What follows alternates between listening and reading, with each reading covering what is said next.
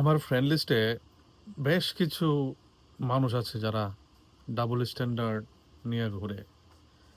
Double standard নিয়ে ঘুরে কেন বললাম?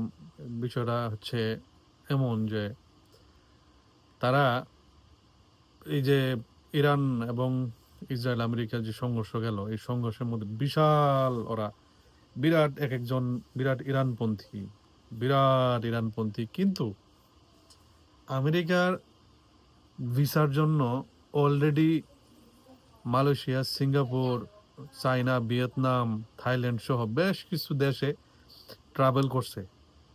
ট্রাভেল করার কারণ হচ্ছে পরবর্তীতে আমেরিকার ভিসা পাওয়ার জন্য আমেরিকায় অ্যাপ্লিকেশন করব।